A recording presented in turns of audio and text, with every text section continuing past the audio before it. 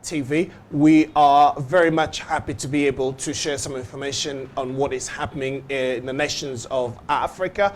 But before I go on, can I please ask you, if you have not yet subscribed to our channel, please do subscribe and share this link with other people and give us a thumbs up. Today we want to look at what is happening in Niger and what is happening in Gabon. We want to see what is happening in terms of French position with what is happening. Now, we know that we have already had about 5 or 7 countries in Africa that have regime change, the coup d'etat that have taken place recently. But what is unfolding is the fact that it is the French-speaking colonies, French-speaking countries that have been affected by all these coups that have taken place. But the position of France is what brings us to talk about this again. We understand all the information that we have from our sources does indicate the fact that France has or is planning to deploy its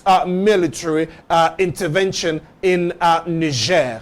And this is something that we want to know.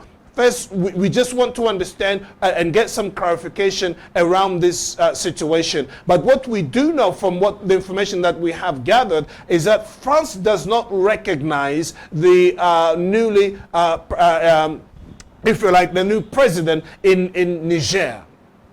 So what they are saying at the moment is that President Bazoum is still the man who has the authority, and France will only deal with President Bazoum. If he gives instructions, if he tells France to deploy, or if he asks for France's intervention, then that's what France will do.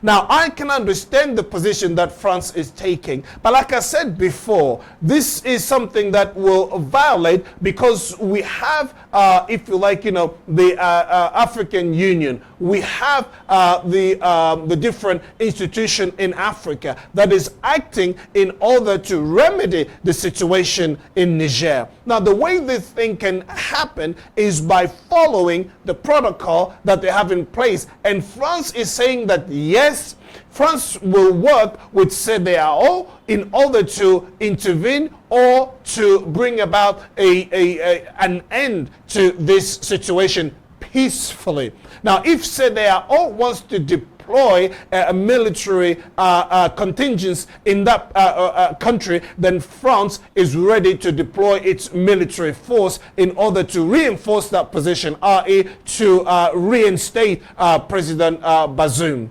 Now, this is definitely causing tensions, but we don't know how far and where this would lead the countries to, but it just doesn't look good at the moment. But what we're saying here, because France has interest in that country, and in different, for example, in Gabon, we understand that France has different interests there as well. Now, all of a sudden, all this different position, all these different things that France held, all the interests that they had, they're about to vanish. They're about to disappear. And of course, France is not happy. President Macron is not happy about this situation. He wants to do everything that he can in order to make, or at least to preserve as much as he can after all this coup have taken place in these countries. Now, it is a situation that France didn't expect. It didn't see this coming. So it is a wake-up call to many different countries. Unlike, other countries, France was just basically, it had stuck its nose so much into what was happening in Africa. So right at the moment, I think they have to rethink their policy and foreign policy on how they intervene and deal with African nations. The whole idea could just be, instead of coming that way, trying to impose yourself and trying to dictate your will on African nations, it could be a conversation or a trade a trade that allows and France and the countries that are trading with all to benefit from the natural resources of that country. But if you will come like they do in Niger and in Gabon, now you will look at Niger is the second poorest country in Africa. But yet when they have all this uranium that they're selling to France, which makes about 30% of electricity in France. But yet in Niger, I mean, they don't have any electricity at all. Many families go without electricity. And the price by which they buy this, it's unbelievable. It's terrible the way they do business. And this is what's causing a lot of problem. And we need to rally around this and then talk about, look, this is not the way to do things. They have to understand that Africa is coming of age, where people now recognize the fact that, look, we have been if you like, governed by the people who were put in power in order to satisfy the needs or the demands of those who placed them there. As such, we want leaders that are voted by the people. And this is something that, as crude as it can be, this is something that France has to reckon with. And I believe that all the other countries, the United States and Russia and China, this is why you see, they make things hard. Look at the difference between China and the way France did things. The European Union will make it harder for Africans to have access to finance. They will make all these promises, which they never fulfill.